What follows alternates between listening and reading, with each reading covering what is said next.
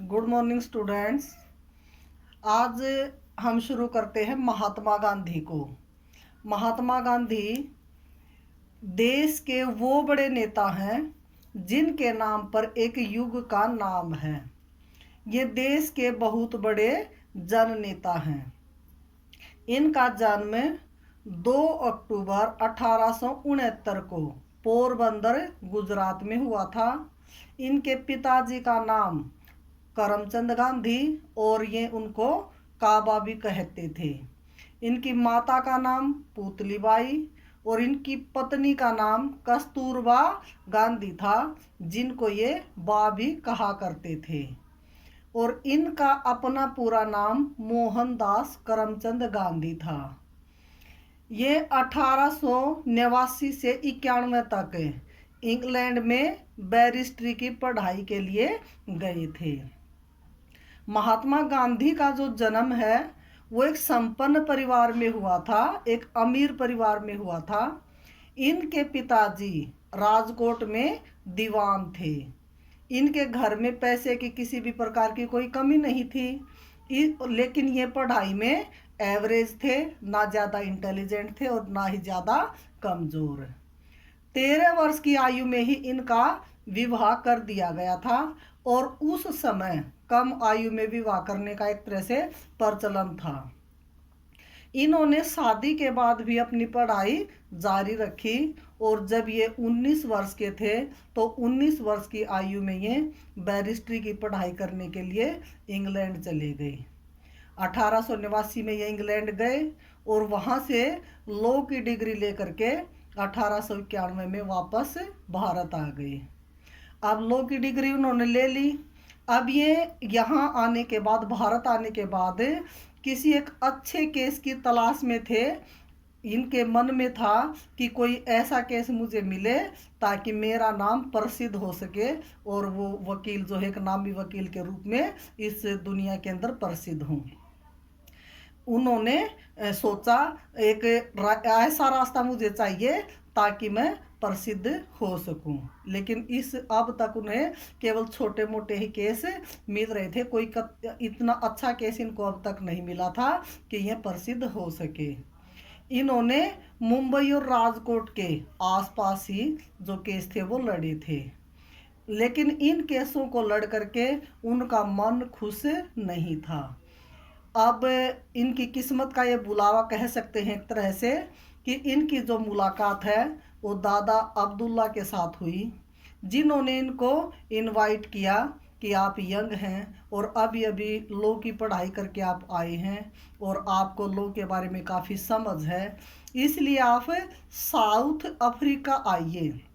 वहाँ पर हम किसी केस के अंदर फंसे हुए हैं और उस केस को आप लड़िए। गांधी जी को किसी केस की ज़रूरत थी, इसलिए दादा अब्दुल्ला के बुलावे पर वो वहाँ पहुँच गए। अब तक इनका नाम जो है, नाम के सामने महात्मा नहीं लगता था। ये एक इस समय तक एक साधारण से नौजवान थे। एक वकील का जो कोर्स है उन्होंने किया था, जो अभी अभी इंग्लैंड से आए थे। लगभग 24 साल की इनकी उम्र थी और उस उम्र के अंदर इन्होंने अपने बोरिया बिस्तरा बांधा और ये दक्षिण अफ्रीका की तरफ चल पड़ी। क्यों? क्योंकि वहाँ उन्हें लगा कि शायद वहाँ से मेरा एक उज्जवल भविष्य जो है वो बन सकता है। इनका जो जीवन था काफ़ी सुखमय था, क्योंकि ये अमीर परिवार से बिलोंग करते थे और इंग्लैंड में जब ये वकालत की पढ़ाई करने के लिए गए थे तो वहाँ भी इन्होंने किसी परेशानी का सामना नहीं किया था। जब ये भारत से दक्षिण अफ्रीका गए तो वहाँ जाकर के इन्होंने देखा कि आज तक मैं जैसी दुनिया को समझता था वैसी दुनिया है नहीं। दुनिया में बहुत सारी चीज़ें ऐसी थी जिनका उनको अंदाज़ा भी नहीं था।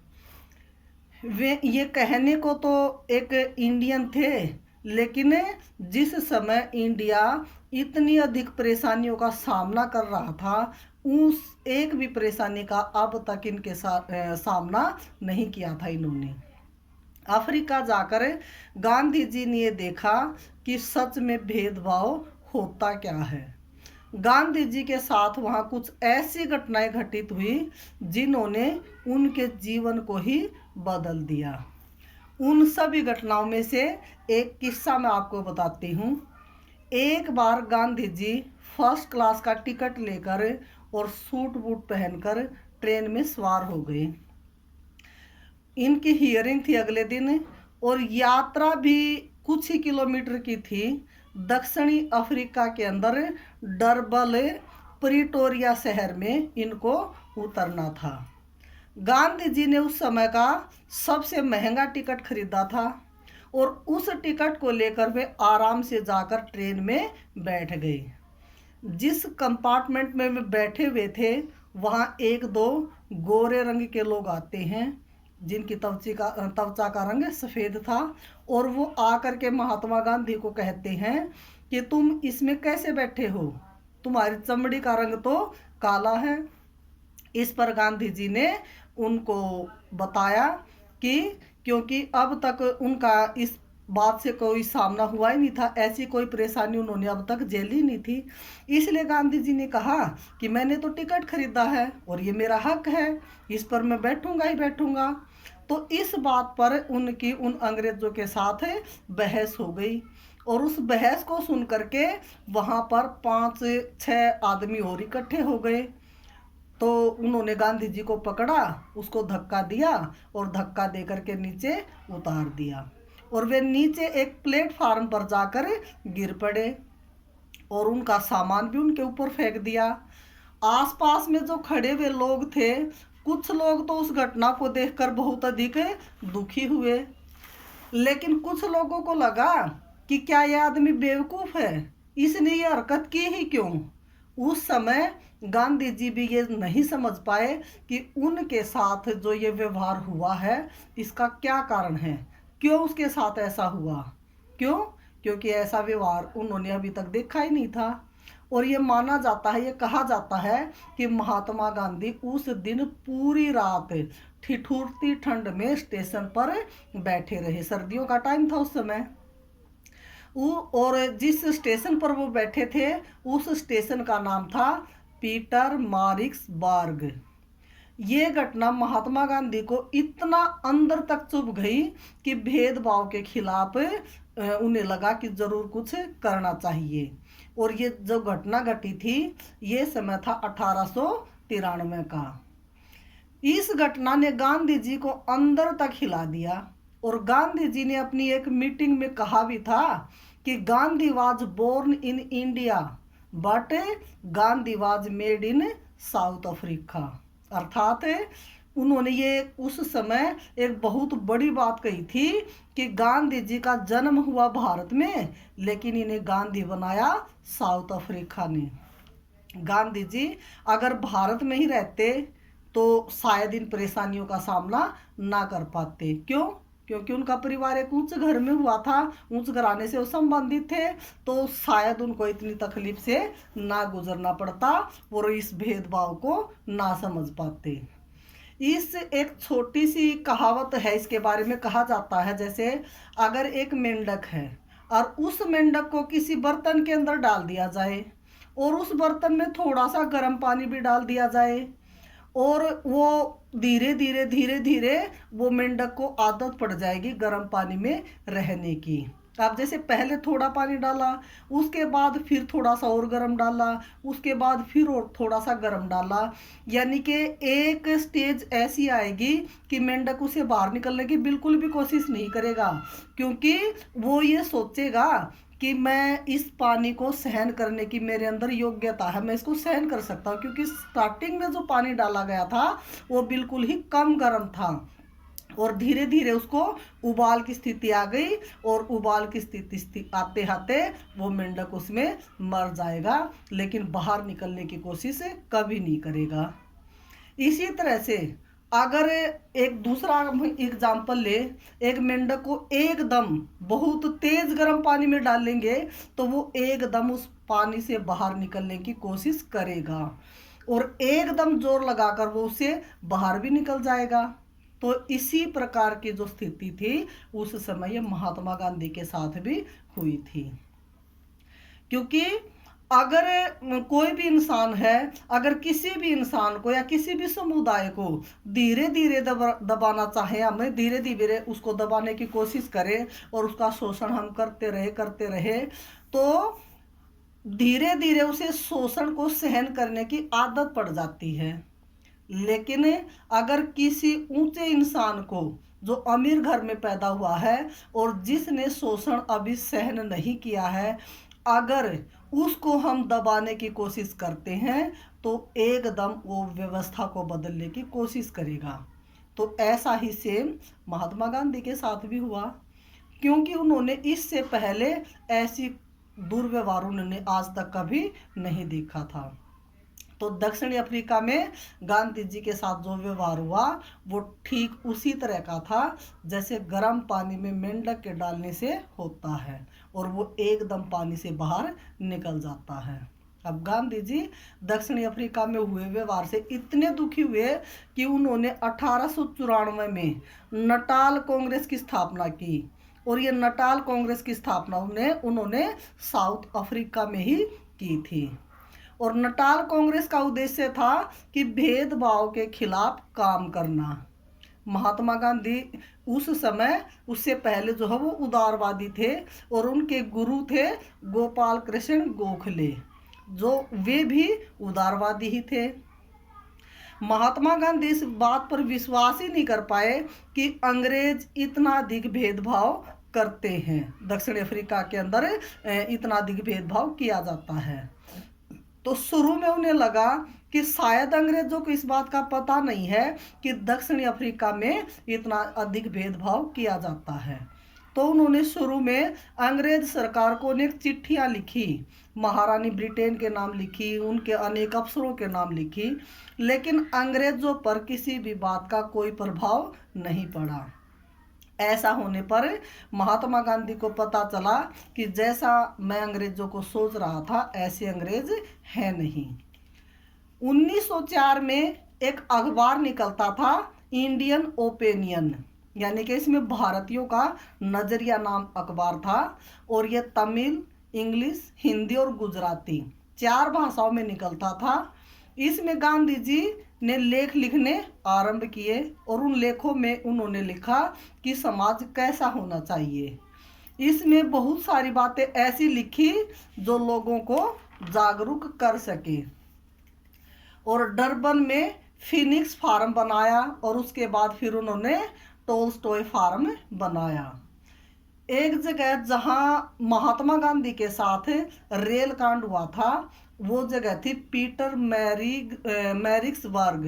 वहाँ जो पहले मैंने बताया था कि वहाँ पर उसको रेल से धक्का मार करके निकाल दिया गया था और सारी रात वहाँ पर वो ठिठुरते रहे थे। आज वहाँ पर महात्मा गांधी की बहुत बड़ी मूर्ति बनी हुई है और उस पर आज फूल चढ़ाए जाते हैं।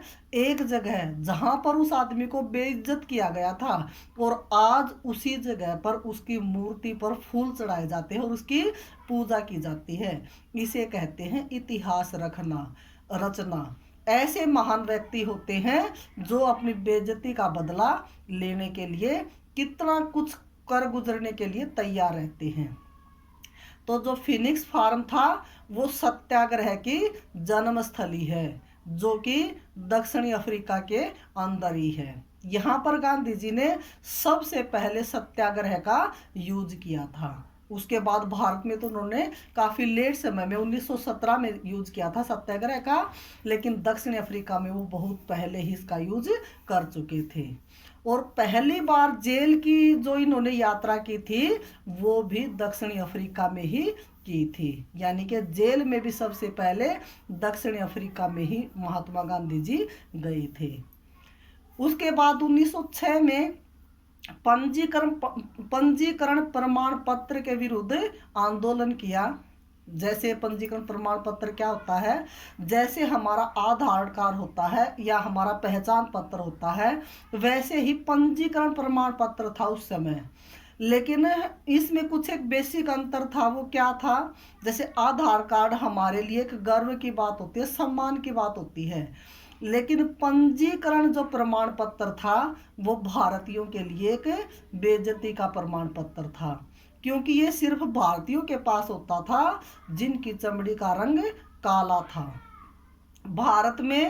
भारत से 3 तरह के लोग दक्षिणी अफ्रीका के अंदर गए हुए थे: अनुबंधित, गैर अनुबंधित और मेमन व्यापारी, यानी कि मुस्लिम व्यापारी। बहुत सारे लोग ऐसे थे जिन्हें अंग्रेज सरकार जबरदस्ती पकड़ करके ले गई थी। क्यों? क्योंकि वहां पर गन्ने की खेती की जाती थी और गन्ने की खेती के लिए अधिक मजदूरों की आवश्यकता थी। इसलिए वे गरीब लोगों को ले गए वहां पर काम करने के लिए, और वहां ले जाने के बाद उनके साथ बुरा व्यवहार किया।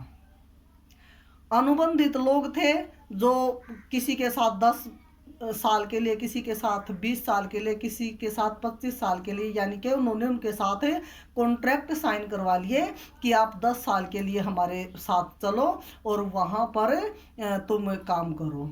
और उनका कुछ दिनों के बाद, जैसे उनका जो टाइम पीरियड था 10, 20, 30 जो भी दिन उन्होंने निर्धारित किए थे, वो उनका कॉन्ट्रैक्ट वहाँ पर ख़त्म हो गया। उनको अब कहा जाने लगा गैर अनुबंधित।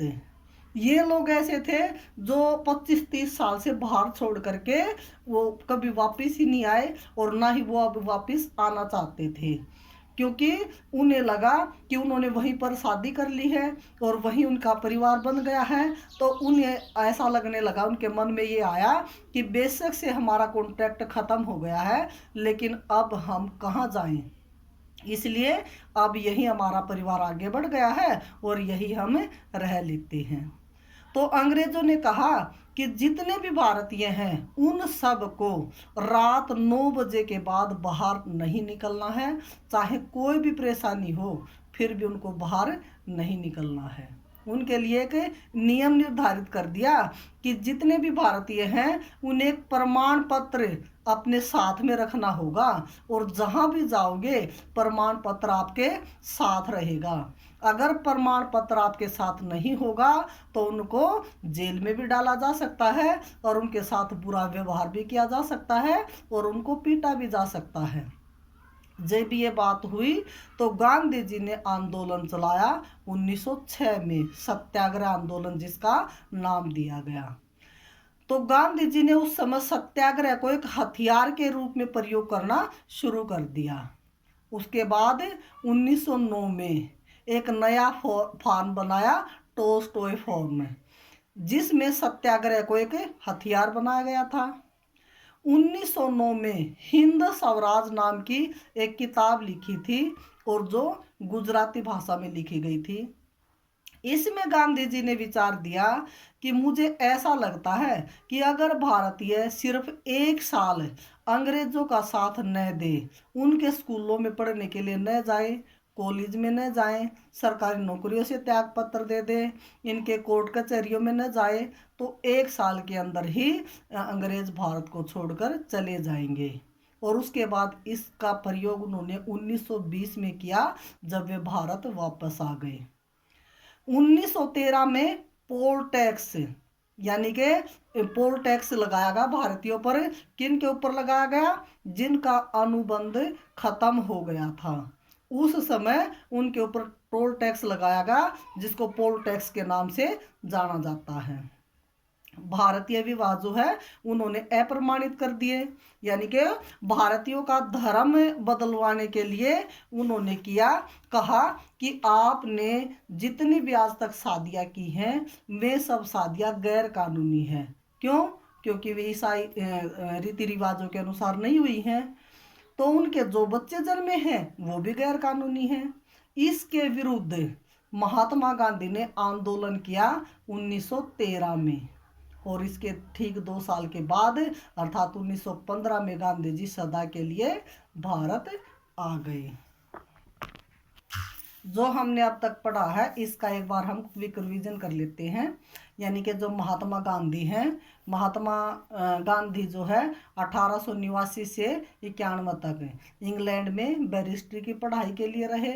उसके बाद 1893 में दक्षिण अफ्रीका में गए और वहाँ पर डरबन के अंदर प्रिटोरियर जगह थी जहां पर उनके साथ रेल कांड हुआ था, जिसको धक्के दे करके उसको नीचे उतार दिया गया था।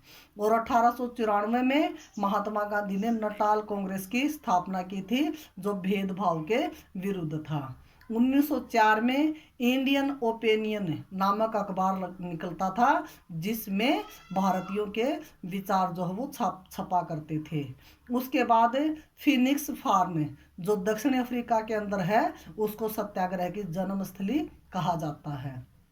1906 में पंजीकरण प्रमाण पत्र के विरुद्ध आंदोलन चलाया और 1909 में टोल्स्टॉय फॉर्म की स्थापना की, जो सत्याग्रह को हथियार के रूप में जिसे प्रयोग किया गया।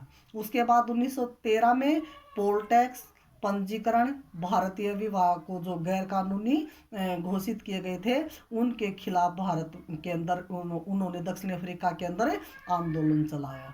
उसके बाद 1915 में वे भारत आ गए सदा के लिए, और भारत आकर के उन्होंने बहुत ही काम किया। ऐसी महान हस्ती थे महात्मा गांधी। Thank you. अगर आपको मेरी वीडियो अच्छी लगी तो मोटिवेशन के लिए लाइक और सब्सक्राइब ज़रूर कीजिए।